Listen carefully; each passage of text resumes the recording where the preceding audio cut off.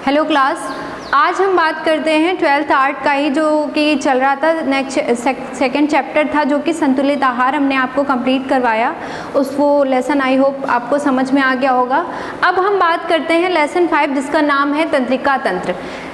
तंत्रिका तंत्र क्या होता है, ये इसमें कौन कौन सी चीज़ों को सम्मिलित किया गया है, कौन कौन सी कोशिकाएं इसके अंतर्गत आती हैं, ये हम आपको इस चैप्टर में बताने वाले हैं।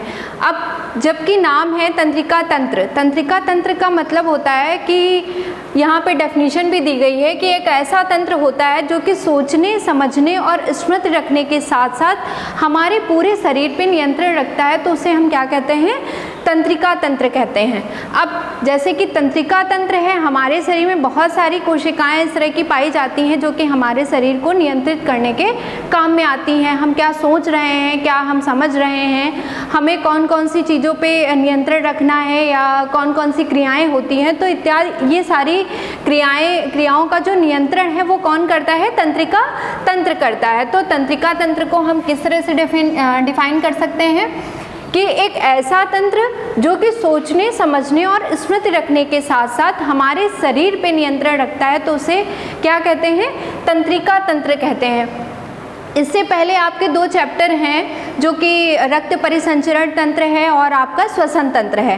अब तंत्र कोई भी है, जैसे रक्त परिसंचरण तंत्र है तो आप इसमें क्या क्या चीज़ें पढ़ेंगे, जैसे उसमें रक्त के बारे में पढ़ेंगे। रक्त परिसंचरण है, पूरी बॉडी में किस तरह से जो रक्त का प्रवाह होता है, ये किस माध्यम में होता है, ये चीज़ों के बारे में आप रक्त परिसंचरण लेसन में पढ़ते हैं। इसी तरह से जो आपका नेक्स्ट श्वसन तंत्र, सांस किस तरह से ली जाती है, सांस के द्वारा कौन कौन से श्वसन क्रिया में कौन कौन से तत्व आवश्यक होते हैं, इन चीज़ों को आप श्वसन तंत्र में पढ़ते हैं। इसी तरीके से आप तंत्रिका तंत्र लेसन में न्यूरॉन्स के बारे में पढ़ेंगे, तंत्रिका कोशिका के बारे में पढ़ेंगे।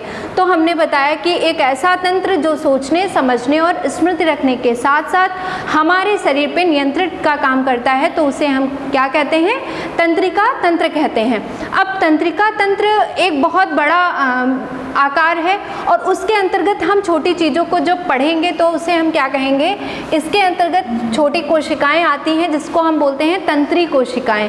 ठीक है, तंत्री कोशिकाएं में के अंतर्गत कौन कौन सी कोशिकाएं आती हैं, क्योंकि तंत्रिका कोशिका जो होती है ये तंत्रिका तंत्र की अंतर्गत ही आ रही है, तो ये क्या है, ये एक शरीर की सबसे लंबी कोशिका कही जाती है। हमारे शरीर की सबसे लंबी कोशिका, यदि क्वेश्चन आता है कि हमारे शरीर की सबसे लंबी कोशिका का नाम बताइए, तो क्या होगा, तंत्रिका कोशिका या तंत्री कोशिका। क्या बोलेंगे इसको, तंत्रिका कोशिका भी इसको बोलते हैं। क्या बोलते हैं, तंत्रिका कोशिका।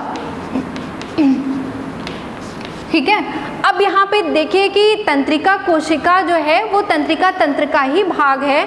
तो तंत्रिका कोशिकाएं हमारे शरीर में असंख्य होती हैं, जो कि क्या होती हैं, एक तंत्रिका कोशिका दूसरे तंत्रिका कोशिका से लगी हुई होती है। यहाँ पे देखिए हमने डायग्राम भी बताया हुआ है, अभी आपको अभी एक्सप्लेन भी करेंगे इसमें। अब जो तंत्रिका कोशिका होती है वो उसकी जो छोटी इकाई होती है उससे हम क्या बोलते हैं, न्यूरॉन। तंत्रिका तंत्र के अंतर्गत इस कोशिका को हम क्या बोलते हैं, इंग्लिश में इसको हम न्यूरॉन्स के नाम से भी जानते हैं। क्या बोलते हैं, न्यूरॉन। ठीक है, न्यूरॉन जो सेल होती है, न्यूरॉन सेल कभी भी विभाजित नहीं होती। हमने आपको कोशिका लेसन आप सभी जानते हैं, कोशिकाएं क्या होती हैं, विभाजित होती रहती हैं। एक कोशिका जो है का निर्माण दूसरी कोशिका से होता है, परंतु तंत्रिका कोशिका में ऐसा नहीं होता है। ये कोशिकाएं कभी भी क्या होती हैं, विभाजित नहीं होती हैं। एक कोशिका जो है दूसरी कोशिका से लगी होती है, मतलब एक जब सूचना प्रदान करना होता है तो एक कोशिका जो है दूसरे कोशिका को ट्रांसफर करती है अपनी संवेदनाओं को या उद्दीपनों को। अब यहाँ पे क्या है कि तंत्रिका जो न्यूरॉन सेल होती है ये क्या होती है, कार्यात्मक समन्वय इकाई। यहाँ पे लिखा हुआ है कार्यात्मक समन्वय की इकाई होती है क्या, न्यूरॉन सेल। क्यों, क्योंकि सारी क्रियाओं का नियंत्रण कौन करता है, न्यूरॉन सेल करती हैं। इस वजह से जो है कार्यात्मक समन्वय इकाई भी क्या किसे कहेंगे, न्यूरॉन सेल को कहेंगे। ठीक है, हमने आपको बताया कि शरीर की सबसे लंबी कोशिका किसे कहते हैं, तंत्रिका कोशिका को कहते हैं। अब तंत्रिका कोशिका में भाग कौन कौन से होते हैं, आइए इसको देख लेते हैं। तंत्रिका कोशिका यहाँ पे देखिए डायग्राम बनाया गया है। यहाँ पे आपको ये एक भाग दिख रहा है, दूसरा भाग ये है और तीसरा भाग। तो जो तंत्रिका कोशिका होती है ये मुख्यतः 3 भाग इसमें बटे हुए होते हैं, मतलब 3 भागों में इसको हम बांट सकते हैं। कौन कौन से भाग हैं? पहला भाग साइटोन, दूसरा डेंड्रॉन और तीसरा एक्सॉन कहलाता है।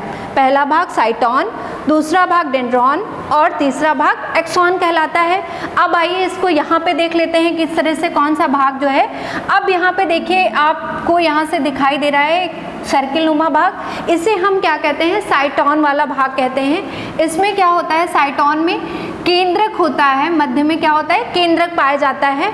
ठीक है, केंद्रक के साइड में जो होता है उसको हम क्या बोलते हैं? इसके अंदर भरा होता है कोशिका द्रव। ये कोशिका है और कोशिका के ये आपको दिखाई गई जो सेंटर में है, सेंटर में ये केंद्रक होता है और इसके बाहर जो एक द्रव भरा होता है इसको हम क्या बोलते हैं? कोशिका द्रव बोलते हैं। अब बाहर का जो भाग होता है उसको हम कोशिका काय के नाम से जानते हैं। ठीक है, सेंटर में हमने बताया आपको केंद्रक होता है और यहाँ से लगी जो शाखाएं होती हैं इनको हम बोलते हैं द्रुमिका। क्या बोलते हैं? द्रुमिका बोलते हैं।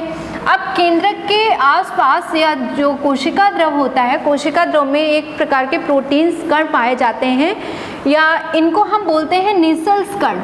ठीक है, ऐसे क्वेश्चन आता है कि जो कोशिका द्रव होता है तंत्रिका सेल के अंदर, मतलब न्यूरॉन सेल के अंदर जो कोशिका के अंदर, कोशिका द्रव के अंदर जो कण पाए जाते हैं उनको क्या बोलते हैं? तो उन्हें हम क्या बोलते हैं? निसल्स कण बोलते हैं। अब ये भाग यहाँ से लेकर के जो इसको हम बोलते हैं तंत्रिकाक्ष, तंत्रिका का ये क्या बनाता है? तंत्रिकाक्ष बनाता है, अक्ष बनाता है। ये भाग जो है उद्दीपनों को एक कोशिका से दूसरी कोशिका में सूचनाओं को ले जाता है, तंत्रिकाक्ष। अब यहाँ से लास्ट वाला जो भाग आपको दिखाई दे रहा है ये क्या होता है? तंत्रिका का अंतिम सिरा भी कहलाता है। अब तंत्रिकाक्ष को हम डेंड्रॉन्स के नाम से भी जानते हैं। क्या है? डेंड्रॉन्स के नाम से। अब तंत्रिका का जो अंतिम जो सिरा है इसको हम एक्सॉन्स कहते हैं। अब यहाँ से क्या होता है? यहाँ से नेक्स्ट अगली तंत्रिका कोशिका जो होती है, अगली तंत्रिका के अंतिम सिरा से जो क्या होता है? लगी होती है। तो आपने ये कौन सी संरचना है? तंत्रिका कोशिका की संरचना के बारे में आपने पढ़ा। अब जो आपका तंत्रिका तंत्र है इसको हम दूसरे तंत्र के नाम से भी जानते हैं, इसको हम बोलते हैं स्नायु तंत्र। इसको हम दूसरे नाम से भी जानते हैं, इसको कहते हैं स्नायु तंत्र। ठीक है, तो इस कभी कभी पूछ लिया जाता है कि तंत्रिका तंत्र को हम किस दूसरे नाम से जानते हैं, तो इसे हम स्नायु तंत्र के नाम से भी जानते हैं। तो आपने यहाँ पे समझा कि तंत्रिका तंत्र जो होता है वो क्या होता है, क्योंकि जितनी भी नियंत्रण की क्रियाएं होती हैं तो ये कंट्रोल का काम कौन करता है? तंत्रिका तंत्र करता है। और तंत्रिका तंत्र के अंतर्गत क्या होती हैं? छोटी छोटी कोशिकाएं होती हैं जिनको हम बोलते हैं तंत्रिका कोशिका। अब ये क्या करते हैं? हमारे शरीर पे नियंत्रण और जितने भी हमारे शरीर के अंदर क्रियाएं हो रही हैं या सोचने समझने की क्षमताएं हो रही हैं वो कौन, इनका कोऑर्डिनेशन कौन करता है? कार्यात्मक। इसलिए इसको हम क्या बोलते हैं? कार्यात्मक समन्वय की इकाई भी बोलते हैं। अब आपको ये चीज़ें क्लियर हो गई होंगी कि इसमें कौन कौन से जो पार्ट हैं, ये भाग जो हैं तंत्रिका कोशिका की संरचना के भाग कहे जाते हैं।